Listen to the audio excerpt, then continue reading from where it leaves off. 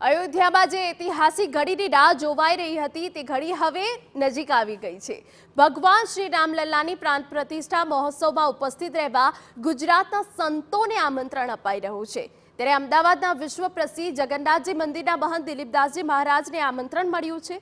TV9 સાથેની ખાસ વાતચીતમાં દિલીપદાસજી મહારાજે વ્યક્ત કરી ખુશી અને સાથે જ તેમણે કેટલીક યાદો પણ વાગોડી હતી। કહ્યું કે અનેક લોકો સવાલ કરતા હતા કે રામ મંદિર બનશે કે નહીં, પરંતુ અનેક સંઘર્ષો બાદ આજે સફળતા મળી છે। PM નરેન્દ્ર મોદીના કારણે આજે દેશભરમાં ઉત્સવની લાગણી છે। અનેક વર્ષોથી જે ઘડીની રાહ જોવાતી હતી તે ઘડી હવે ટૂંક જ સમયમાં ધીરે ધીરે નજીક આવી રહી છે। 22 જાન્યુઆરીના રોજ અયોધ્યામાં રામ મંદિરની ભવ્ય પ્રાણ પ્રતિષ્ઠાનું આયોજન કરવામાં આવ્યું છે। તેમાં ગુજરાતના પણ અનેક જે સંતો છે તેમને આમંત્રણ પાઠવવામાં આવ્યું છે। તેમના અમદાવાદના પ્રખ્યાત જગન્નાથજી મંદિર છે તેમના મહંત દિલીપદાસજી મહારાજને પણ આમંત્રણ પાઠવવામાં આવ્યું છે। સીધા જ તેમની સાથે વાત કરીશું। મહારાજ, એ ઘડી હવે ખૂબ જ નજીક છે। ગુજરાતના પણ એક સંતોને આમંત્રણ આપવામાં આવ્યું છે, આપને પણ સત્તાવાર હવે આમંત્રણ મળ્યું છે। કઈ રીતે તેનો આનંદ અને ઉત્સાહ?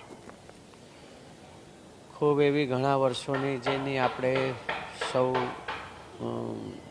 તપસ્યા કરી રહ્યા હતા અને જેની રાહ જોઈ રહ્યા હતા, એવું ભવ્યથી ભવ્ય જ્યારે રામ મંદિર બની અને ભગવાન શ્રી રામજી એમના જન્મભૂમિના સ્થાન પર 22 જાન્યુઆરીએ જ્યારે બિરાજમાન થઈ રહ્યા છે, ત્યારે અમને પણ એ સૌભાગ્ય પ્રાપ્ત થયું છે, આમંત્રણ મળ્યું છે અને અમે પણ અમારા જીવનમાં એક આ ક્ષણનો જે લાભ મળ્યો છે એને ધન્યતા અનુભવીએ છીએ।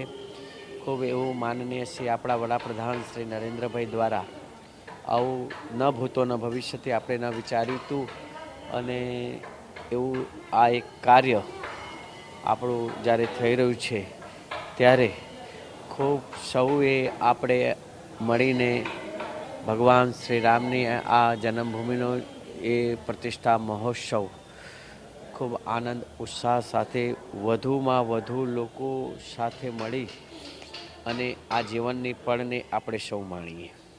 મહારાજ, એક સમય હતો જ્યારે લોકોને સમજાવવામાં આવતા હતા આ કાર્ય માટે કેમ આ કાર્ય મહત્વનું છે। અનેક વર્ષોની તપસ્યાઓ તો થઈ જ છે, પરંતુ પાછલા 25 થી 30 વર્ષનું યોગદાન ખૂબ મહત્વનું છે। કઈ રીતનો આ સમગ્ર જે સમયગાળો રહ્યો, આપની કોઈ એવી કોઈ મેમરી, યાદગાર ક્ષણ કઈ રહી હશે?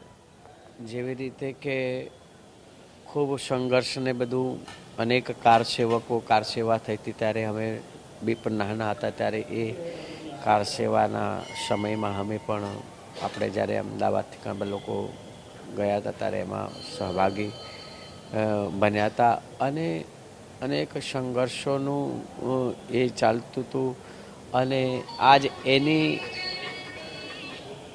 આપણને એક ફળ સ્ફૂર્તિ રૂપે એક આશા હતી લોકોને કે આપણે રામ મંદિર બનશે અને એ આપણા માનનીય વડાપ્રધાન શ્રી દ્વારા આજ એ કાર્ય પરિપૂર્ણ થઈ રહ્યું છે। એ આપણા હિન્દુ સનાતન ધર્મ માટે એક બહુ મોટી વાત છે।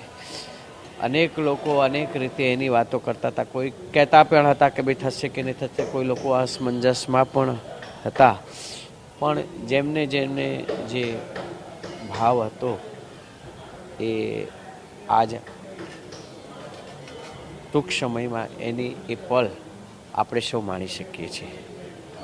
ચોક્કસથી અનેક અસમંજસ તો હતા જ, અનેક સવાલો પણ હતા, પરંતુ એ તમામ સવાલોના હવે જવાબ ક્લિયર થઈ ચૂક્યા છે। આખરે ઘડી આવી ગઈ છે ત્યારે આ ભવ્ય જે કાર્યક્રમ થવાનો છે તેના માટે આમંત્રણ મળ્યું છે, તેના માટે એક ઉત્સાહની પણ લાગણી તમામ સંતો ત્યારે વ્યક્ત કરી રહ્યા છે। દીપક સેન સાથે રોનક વર્મા, TV9 અમદાવાદ।